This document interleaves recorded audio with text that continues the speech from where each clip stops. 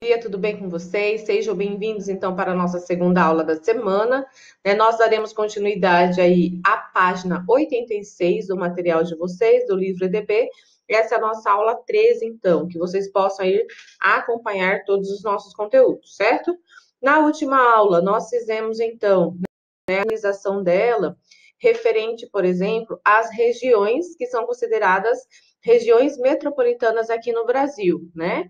E aí nós vimos, por exemplo, que algumas delas foram criadas em 1973, como é o caso ali de São Paulo, né? 1974, Rio de Janeiro. E aí nós temos, então, a continuidade da criação dessas regiões, que são regiões metropolitanas, certo? Inclusive as mais recentes. Então, nós temos algumas que foram criadas nos anos 2000, no ano de 2009, que também foram consideradas como regiões metropolitanas, né? E aí vem o questionamento, mas como essas áreas foram formadas? Como é que elas surgem, né? Ou como é que elas surgiram aí? Aí nós temos, nos anos 70, né, na década de 70, especificamente em 1973, com o objetivo de organizar e favorecer o desenvolvimento do país, o governo federal definiu, então, quais e quantas eram as regiões metropolitanas. Para aquele período, nós estamos falando de 1973, nós tivemos ao todo 9, tá? Foram criadas 9 aí, regiões metropolitanas, incluindo, então, São Paulo, Porto Alegre, Belo Horizonte, Salvador, Curitiba, Recife, Salvador, né, já disse aqui, Fortaleza, Belém e Rio de Janeiro, né, que foi criada então ali em 1974. Até o início dos anos de 1990, ainda eram 9 regiões metropolitanas. Com a Constituição Federal de 1988, os estados passaram a ter autonomia para escolher e definir suas regiões metropolitanas, e o número dessas regiões aumentou consideravelmente. Então, a partir da Constituição Federal, em 1988, cada localidade, né, cada região ali, teve autonomia de escolher, então, quais seriam essas regiões metropolitanas, seguindo alguns critérios, né? E pelas informações do IBGE, nós temos aqui o censo de 2010, que já foi citado também anteriormente na última aula, né? Podemos perceber que há grande disparidade populacional entre as regiões metropolitanas brasileiras atuais. No topo, São Paulo, a maior região metropolitana, né, do país, com 39 municípios integrantes e uma população de aproximadamente ali 20 milhões de habitantes. Né? Em outro lugar ali do ranking, nós vamos ter então a região metropolitana sudoeste, maranhense, pertencente então ali com 8 municípios integrantes e uma população que não ultrapassa ali 300 mil habitantes, né? Então esse trechinho da apostila vem trazer para a gente que, de acordo com o censo, tem essa discrepância, né, essa disparidade, na verdade, ali entre uma região metropolitana e outra. Enquanto uma vai possuir cerca de 20 milhões de habitantes, né, a outra está com apenas 300 mil habitantes em si. Então, isso demonstra aí uma diferença muito, né, muito grande ali em relação ao processo de criação, a questão de estrutura, né, como é que essas cidades também elas vão acabar se comportando ali. E aí nós temos as regiões metropolitanas na década de 70, né? Esse mapa aqui foi elaborado aí com esse objetivo de destacar as regiões metropolitanas para a década de 70. Então nós temos regiões metropolitanas criadas pela Lei Complementar Federal, né, 8 de 6 de 1973. Então a gente tem as áreas aqui destacadas para a gente na cor laranja, né? Pega aqui basicamente, né? Curitiba, Porto Alegre, São Paulo, Belo Horizonte, Salvador, Recife, Fortaleza, Belém, né? Todas elas ali são então entendidas como regiões metropolitanas, de acordo com essa lei complementar. E nós temos então região metropolitana criada a lei complementar, aqui ela já muda, né? Ela já vai para julho de 74, então tem Rio de Janeiro aqui destacado para gente, né? Com essa cor rosa, lilás aqui pra gente, né? Então, aqui são as regiões pertencentes para aquele período da década de 1970. E aí nós temos, no ano de 1973, o governo do Brasil, que na época era militar, instituiu as 9 primeiras regiões metropolitanas com a estratégia de desenvolvimento do país, né? Então, se essas regiões elas são criadas, o objetivo era que o país se desenvolvesse, né? A partir da Constituição de 1988, a incumbência da criação de tais unidades político-regionais passa a ser dos legislativos estaduais, que não há critérios específicos para a criação de novas regiões metropolitanas do país. Então, diferente daquilo que aconteceu lá no período militar, né? Então, passa a ser ali da questão do legislativo estadual, eles que passam, então, a estabelecer, não tendo um critério específico, né? Seguindo as leis, seguindo normativas ou seguindo regras, para que possa ser considerada, então, essa área de região metropolitana em si. Para seu conhecimento, a criação das regiões metropolitanas, né, RMs aqui, nesse período, a Lei Complementar de 73 tinha como objetivo a política de integração do território, né, do país, para a formação de uma sociedade fortemente concentrada no meio urbano. Então, foram por esses motivos que elas acabaram sendo criadas nesse período. E aí nós temos, então, né, inclusive o exercício aí do material de vocês, a gente vai analisar esse mapa aqui, né? Regiões metropolitanas em 2010. Vejam que já mudou drasticamente ali a consideração, por exemplo, das regiões que são metropolitanas, né? Para o período de 2010 em si. E aí nós vamos ter região metropolitana aparece em laranja no mapa, né? E aí nós temos as outras áreas de ocorrência, então, de criação dessas regiões metropolitanas. E nós temos, então, regiões que são integradas também como características, né, dessas regiões metropolitanas.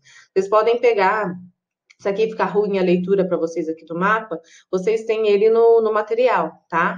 Peguem lá a atividade de vocês e nós vamos responder, então, essas perguntas aqui, que aparecem da atividade, e peço a gentileza que vocês coloquem as respostas no caderno, tá? Organiza lá bonitinho as atividades, coloca a resposta no caderno, para que vocês não se percam, então, quando se trata das atividades em si. Primeira questão. Quantas e quais eram as regiões metropolitanas do Brasil nos anos 70? Né? Nós já falamos aqui, já mencionamos também. Esse número é atualmente maior ou menor que 1970? Por quê? Né? Dá uma justificativazinha ali. E onde você reside? Esse local faz parte de uma das regiões metropolitanas? Se não, qual a região metropolitana mais próxima da sua cidade? Escreva um texto apresentando as características da metrópole que comanda ali, então, essa região em si, né? Então, a gente mora aqui na região centro-oeste. Será que temos ali alguma região metropolitana de influência? Sim, né? Nós falamos na última aula, inclusive, que essa região aqui, né, do Vale do Rio Cuiabá, ela acaba sendo considerada como uma região metropolitana. Então, vocês já podem responder aí na questão 3, né? Antes disso, vamos responder a 1 e a 2. Aqui está o gabarito para vocês, tá? E aí vem lá o seguinte. Questão 1, né? Eram 9 regiões, lembra que nós mencionamos, foi criado, então, no período militar, do governo militar. O objetivo que foi criado, então, foi para que se ampliasse essas áreas de centros urbanos, né, e acabassem ali criando um processo de estruturação dessas áreas urbanas.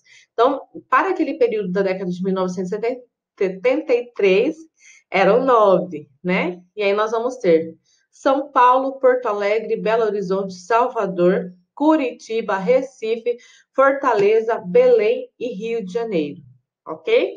Respondida, então, a primeira questão, os senhores e senhoritas passem para o caderno de vocês depois. E aí vem a questão número 2, né? Esse número atualmente é maior ou menor que 1970? Por quê? Aí vem a resposta. Aumentou, né, a 36 regiões metropolitanas. Uma das razões desse aumento foi o fato dos estados terem soberania para a criação dessas regiões metropolitanas a partir de 1988. E aí a gente faz a ligação direta, então, com a questão da criação, né, da nossa Constituição Federal.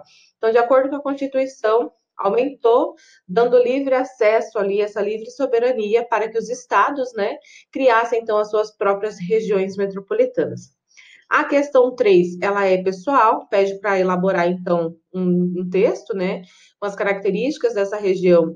A gente vai encontrar como uma região de metrópole, sabendo-se que nós temos, então, aí, basicamente, a região metropolitana do Vale do Rio Cuiabá, que é onde nós residimos, que é onde nós temos aí essa região, né, próxima da nossa cidade, que ela vai acabar dando sustentação ali para as outras cidades menores do entorno, ok? Então, fica aí a questão 3 para vocês realizarem no caderno de vocês, tá?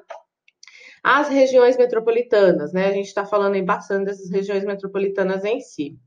As regiões metropolitanas são formadas por conjuntos de cidades compostos por uma cidade núcleo, né? Essa cidade geralmente essa cidade, ela tem essa característica de ser um núcleo urbano, né? E várias cidades adjacentes. O que são cidades adjacentes? Várias cidades no seu entorno em si, partilhando diversos serviços públicos, infraestrutura, como estradas, redes de água e esgoto, aeroportos, né? Muitas vezes elas formam ali uma característica de conurbação. Por exemplo, aqui na cidade de Cuiabá, nós não temos um aeroporto que fique dentro do território da cidade. Mas esse aeroporto ele fica na cidade de Várzea Grande e ele é conhecido internacionalmente como aeroporto de Cuiabá, né? Marechal Rondon ali.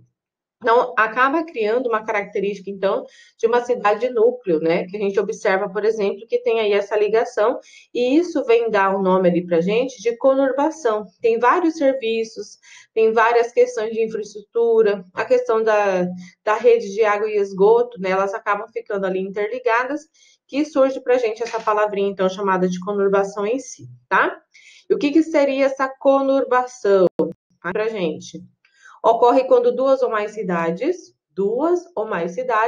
devido ao seu crescimento horizontal, se unem formando uma aglomeração urbana contínua. E aí, no caso, né, quem não conhece o lugar pode pensar que se trata de uma cidade só, mas na verdade as fronteiras ou limite entre os municípios continuam existindo. Ela vai ter ali quase uma característica de uma cidade só, como se fosse uma cidade grande, né? Enorme ali, por conta dessa aglomeração, por conta do crescimento, então, urbano em si, a gente vai ter essa característica, né? Mas acaba existindo ali os seus limites, né? As suas fronteiras, na verdade, ali dentro, de acordo com cada município. Então, isso vem gerar para a gente essa questão ali, né, da conurbação.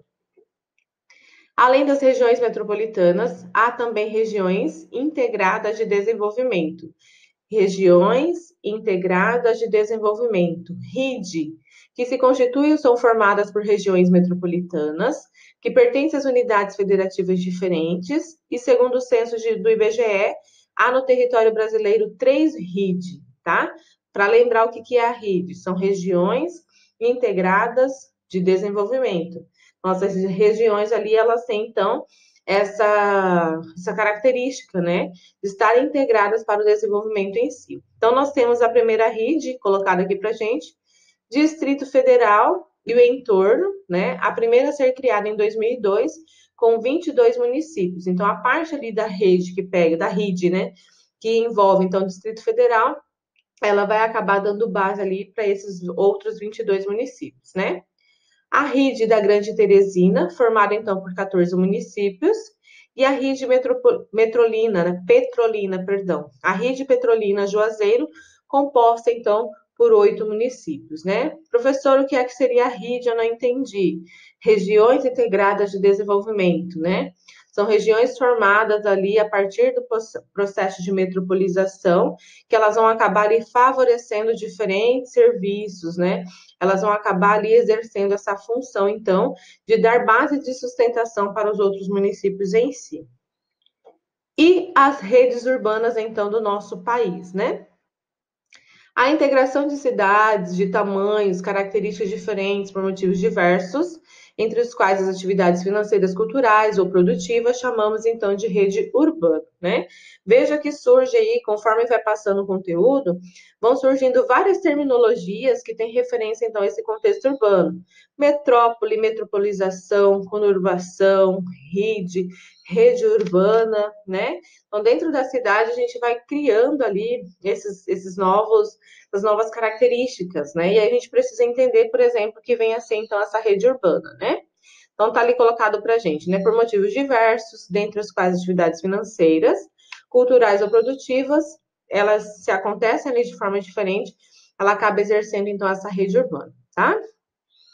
A formação das redes urbanas é facilitada pela interligação entre as cidades, por meio de redes de transporte de comunicação, essas cada vez diminuindo ali mais as distâncias que se tornaram instantâneas, né? Via internet e também a questão do telefone. Nessas redes urbanas, as cidades maiores, como as metrópoles, por exemplo, exercem influência sobre as cidades menores, que por sua vez influenciam ali outras cidades menores em si, né? O nível de influência das cidades que formam uma rede urbana varia. A metrópole paulista, por exemplo, tem influência sobre boa parcela das demais cidades do país. Outras metrópoles consideradas menores têm áreas ali de influências menores, né? Para a gente entender, então, todo esse contexto dessa rede urbana ali. Vai criando, basicamente, né, centros que vão fazer interferência, então, de comércio, a questão produtiva, a questão financeira. E isso vai dando uma característica de uma rede que ela está totalmente interligada, né? Por conta de quais motivos? E aí a gente tem influência, então, da questão da internet, que acaba ali fazendo com que essas distâncias elas diminuam, né? E também o telefone, né, que acaba ali propiciando essa característica de entender que diminuiu, né, toda aquela região. E ela vai sofrendo, então, diversas influências, né? Essas grandes metrópoles, elas vão sofrer influência, por exemplo, sobre as menores, né? E aí nós vamos ter, então, cidades em níveis maiores, que acabam influenciando uma rede urbana, e tem as outras cidades que são menores, que elas também vão sofrer não, elas vão exercer a mesma influência, né? Sobre as áreas menores em si. E aí nós temos ali, né? Vamos aqui ver os exemplos que aparecem no material de vocês. Hierarquia das cidades, por exemplo. Observe as fotografias de algumas das cidades que formam ali o nosso país a seguir. Será que todas têm o mesmo jeito ou tamanho, né? Por exemplo, cidade de São Paulo, a mais importante metrópole brasileira. Essa foto, então, ela foi registrada em 2011, né? E aí nós temos Feira de Santana, na Bahia, é uma cidade brasileira de porte médio, criada, então, essa foto é de 2009, né? Foi registrada. Búzios, Rio de Janeiro, cidade pequena que se destaca pela sua beleza natural. Essa foto foi registrada, então, em 2011. Veja a diferença.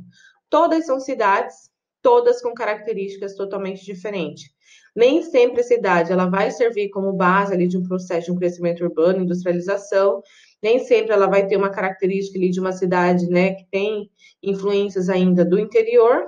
E nem sempre essa cidade ela vai ter ali, então, sempre destacada por suas belezas naturais, né? Então, há diferença, sim, e há hierarquias dessas cidades, ok? Pessoal, a gente termina aqui tá, a aula de hoje. Na próxima aula, a gente dá continuidade, então, a partir da análise dessas imagens, ok? Em relação às atividades, assim que finalizar esse capítulo, vocês já podem fazer a atividade, então, do final do capítulo. Vou passar aqui para vocês e fica lá como referência, tá? A gente vai retornar nessa aula aqui, tem bastante coisa ainda, ó. Vocês já podem fazer a atividade da página 91. Deixa a página 92 para o final do capítulo, tá bom? Mas quem quiser ir adiantando a atividade, pode adiantar também, não tem problema nenhum, tá? Fica como atividade para essa semana aqui, a página 91 do nosso material. Abração, até breve.